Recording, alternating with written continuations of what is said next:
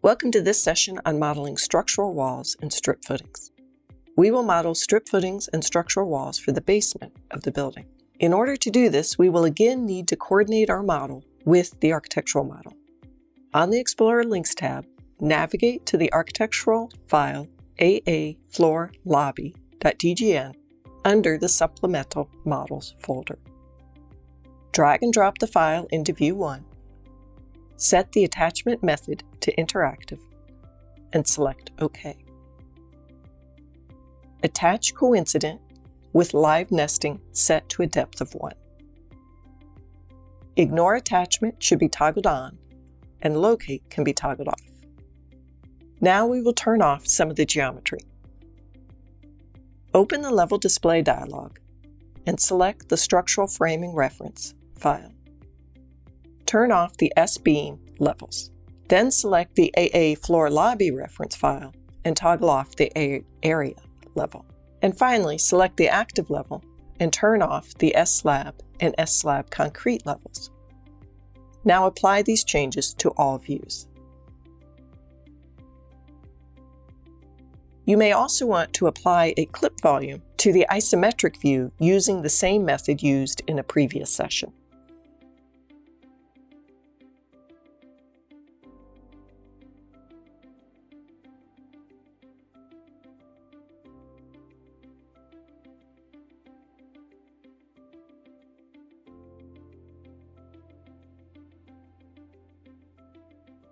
Then rotate the clipped view to a top orientation.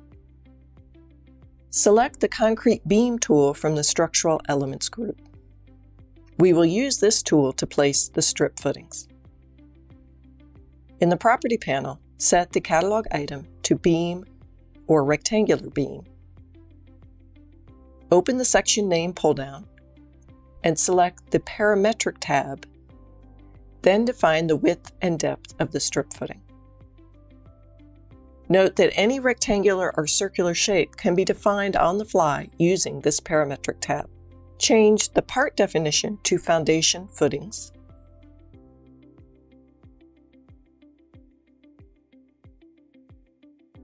Add a type ID of concrete and an item ID of SF1. Set the phase to new construction.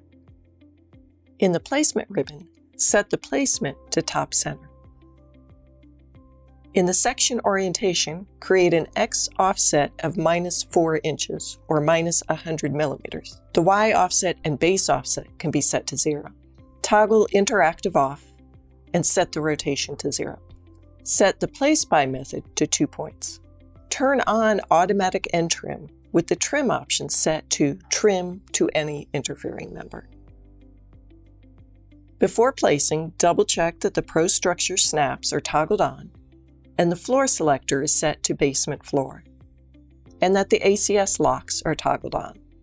Following the prompt, hover over the edge of the spread footing at grid intersection B3 with the cursor, and the structural snap will snap to the placement point on the spread footing. Select the next point by snapping to the spread footing at grid intersection C3. Since we set the automatic end trim option to trim to any interfering member, the strip footing will trim to the edge of the spread footing. Continue placing the strip footings around the lifts and back to the start point at grid intersection P3.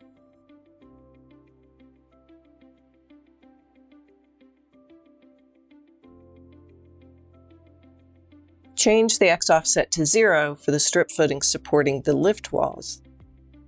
Then use the middle snap point of the CMU walls to place the strip footings.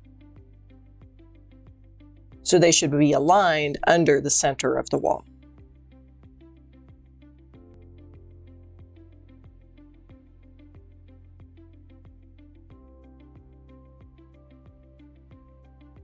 Once placed, you can use the handles or grips to modify the slab footing edges as needed.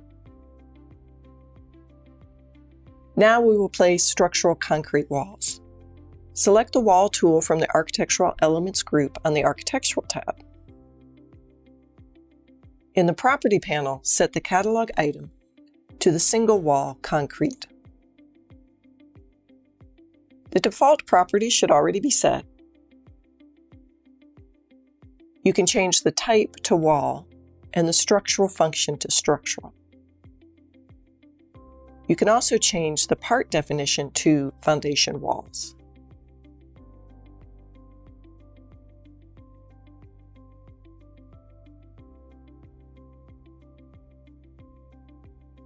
And create a type ID of W1. And again, set the phase to new construction.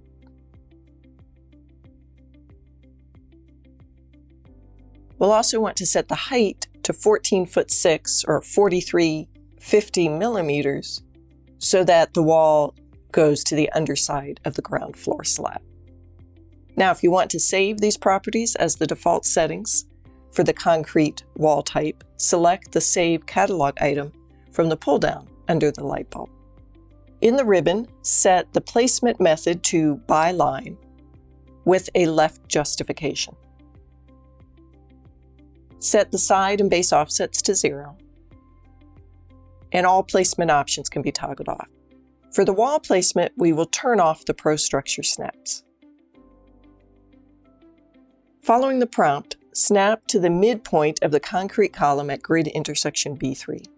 Then snap to the midpoint of the concrete column at grid intersection C3. Right-click or reset to complete the wall placement. Now place a second wall between the next two columns. Continue placing walls around these two bays of the core.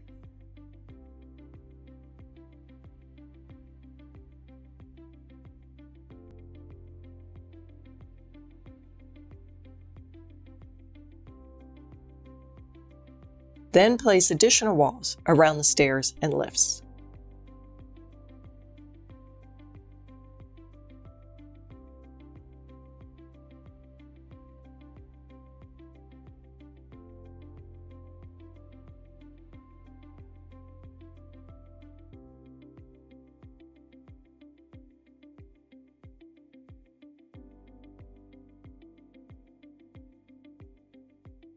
Once finished, turn off the architectural reference to view the new structural wall and strip footings.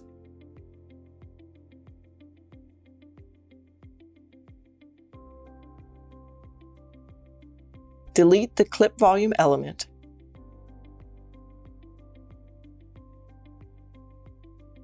and turn the level display back on for the slabs and beams.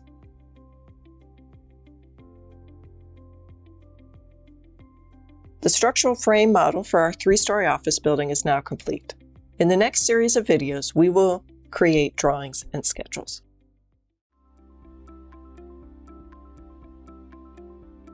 If you found this video helpful, please give it a like. If you want to see more such series, consider subscribing to our channel. Thank you, and see you next time.